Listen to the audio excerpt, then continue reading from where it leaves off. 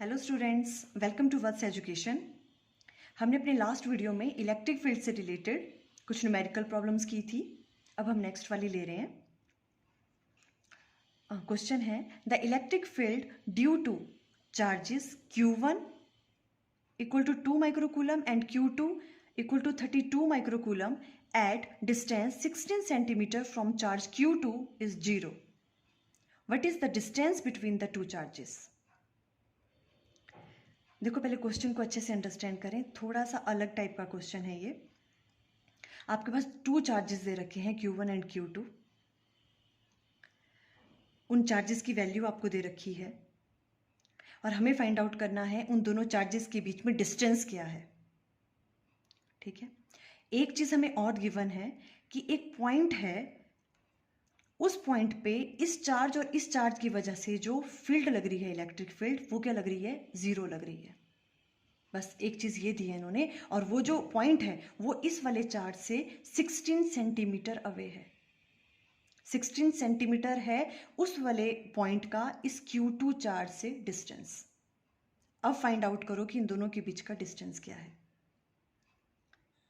Okay, बाकी सब चीज़ें तो चलो हम बाद में देख लेंगे कि कैसे निकालना है। मत मीन्स अगर उसमें इलेक्ट्रिक फील्ड 0 है तो वैसे आपने पहले हमने कूलम लॉ पे भी बहुत डिस्कस किए हैं इस टाइप के क्वेश्चंस। तो मत मीन्स अगर किसी चीज़ पे अगर इलेक्ट्रिक फील्ड 0 है या फोर्स 0 है, इट मीन्स कि नेट इलेक्ट्रिक फील्ड वहाँ पे क्या लग रही है, या फोर्स की बात है तो नेट इलेक्ट्रिक फोर्स कैसी लग रही है, उस पर 0 लग रही है। ठीक है, तो हम क्या कर देते हैं, दोनों चार्जेस की वजह से वहाँ इलेक्ट्रिक फील्ड निकाल देंगे और उनको इक्वल कर लेंगे। वो इक्वल इन मैग्नीट्यूड होनी चाहिए और अपोजिट इन डायरेक्शन, तो वहाँ से फिर हम वैल्यू निकाल देते हैं। वो तो ठीक है, बट अब इस क्वेश्चन में हमें पहले ये फाइंड आउट करना है कि वो पॉइंट है कहाँ जहाँ पे इलेक्ट्रिक फील्ड क्या लग रही है? 0 लग रही है। ठीक है, अभी मुझे ऐसा लगा कि ये आपको थोड़ा सा कॉम्प्लिकेट होगा समझने के लिए, मैं इसलिए थोड़ा सा एक्सप्लेन कर रही हूँ ज़्यादा। अभी हम तो चार्ज Q1 यहाँ ले रहे हैं, Q2 यहाँ। अभी हम तो वो पॉइंट P इधर भी ले सकते हैं। ठीक है, हमें कैसे पता कि इस वाले से उसका डिस्टेंस 16 सेंटीमीटर है, पर वो लाई कहाँ कर रहा है? ठीक है, ये कहाँ लाई करेगा? वो वाला पॉइंट जहां पे इलेक्ट्रिक फील्ड इन दोनों की वजह से 0 है, तो वो करेगा इन दोनों के कहीं बीच में लाई। कहीं भी हो सकता है, पर इन दोनों चार्जेस के बीच में होगा। क्यों? बिकॉज ये भी पॉजिटिव चार्ज है और ये भी क्या है? पॉजिटिव चार्ज है।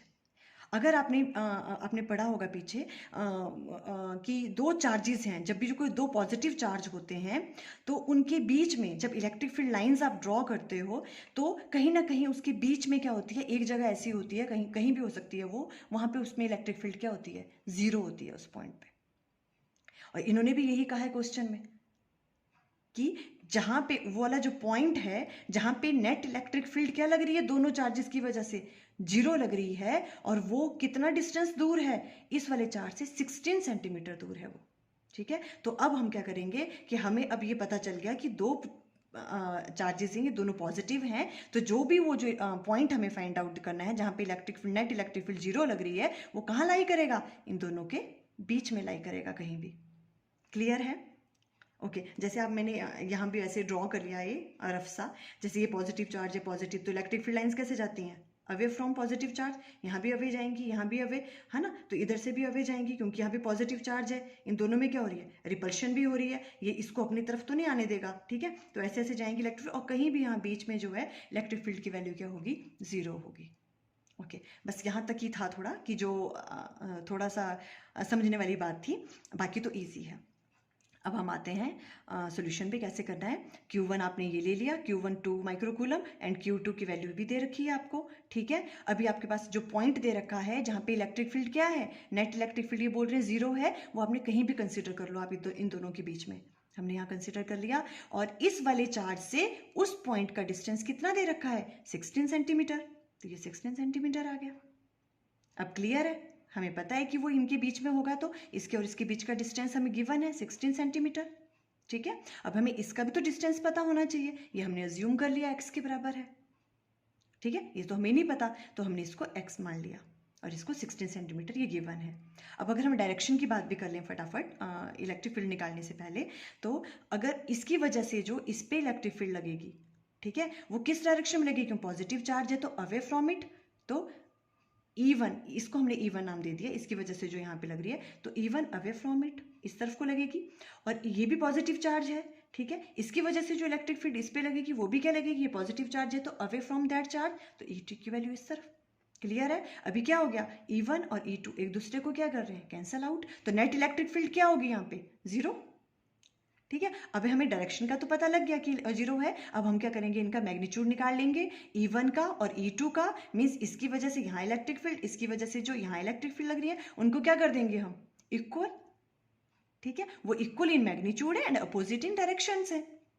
हम उस कंडीशन को यूज करेंगे और हमारे पास x की वैल्यू हम फाइंड आउट कर लेंगे।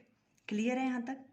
ओके, तो अभी हमने वही यहाँ पे राइट डाउन किया हुआ है। आपको पता है ई नेट क्या है, ई नेट इक्वल टू 0 है। इट मीन्स E1 का मैग्नीट्यूड और E2 का इलेक्ट्रिक फील्ड का मैग्नीट्यूड, ये क्या है, दोनों बराबर होने चाहिए।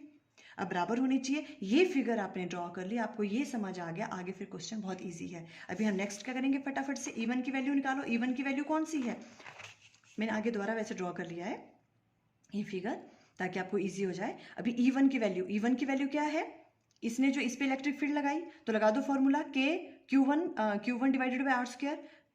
अभी हम K को वैसे रहने दे रहे हैं क्योंकि बाद में इसे कैंसिल आउट ही होना है। K और इसकी चार्ज की वैल्यू 2 माइक्रोकूलम, 2 × 10⁻⁻⁶, और इनके बीच का डिस्टेंस KQ/R² होता है। ठीक है, तो KQ/R², इनके बीच का डिस्टेंस x²। क्लियर है यहाँ तक, E1 निकल गया। अब electric field due two point charge Q2, ये आपके पास E2 आएगी इसकी वैल्यू, और ये क्या है, KQ2 डिवाइडेड बाय R²। इनके बीच का डिस्टेंस तो हमें पता है, दैट इज 16। ठीक है, और ये चार्ज की वैल्यू लिख लिया आपने, ये आपके पास आ गया E2। बस अब कंडीशन लगा दो, हमें पता है कि यहाँ पे क्या है, नेट इलेक्ट्रिक फील्ड 0 है, तो means E1 equal to E2 के बराबर होना चाहिए। E1 को E2 के बराबर कर दिया, K से K cancel, this one cancel, आपके पास जो रिमेनिंग बच गया उसको आपने यहाँ लिख दिया 2 divided by x² equal to 32 divided by 16 का स्क्वायर। क्लियर है, हमें x² की वैल्यू निकालनी है। x² आप इजीली फाइंड आउट कर लोगे यहाँ से, x² इक्वल टू क्या आ जाएगा, इनको उधर लिख के, ये सिंपल कैलकुलेशंस हैं, ये आ गया 16 वैल्यू। और x अगर निकालना है आपको तो इसका स्क्वायर रूट ले लिया 4 सेंटीमीटर। ठीक है, ये आ गया 4 सेंटीमीटर। x की वैल्यू कितनी आ गई, अब 4 सेंटीमीटर हमने फाइंड आउट कर ली, 4 सेंटीमीटर। आपके पास क्वेश्चन में क्या पूछ रखा है, इन दोनों चार्जेस के बीच का डिस्टेंस पूछा है, Q1 और Q2 के बीच में डिस्टेंस बताएं, तो वो क्या होगा, अब ये आपने फाइंड आउट कर लिया, इसमें ऐड कर लोगे 16। ठीक है, तो distance between two charges D equal to x plus 16, ये क्लियर हुआ ना, क्योंकि हमने 16 ऐड, क्योंकि यहाँ से यहाँ का हमने फाइंड आउट कर लिया x की वैल्यू, और ये कितना है 16, तो इसमें 16 ऐड कर लिया, और वो किसके बराबर आ गया, 20 सेंटीमीटर। तो दो चार्जेस के बीच में डिस्टेंस कैसे निकाल दिया हमने, 20 सेंटीमीटर। ईजी है, कैलकुलेशन तो ईजी है, सिर्फ थोड़ा सा स्टार्टिंग वाला पार्ट था जो समझने वाला था। ठीक है, वो आपको आई थिंक क्लियर हो गया। Okay, thank you.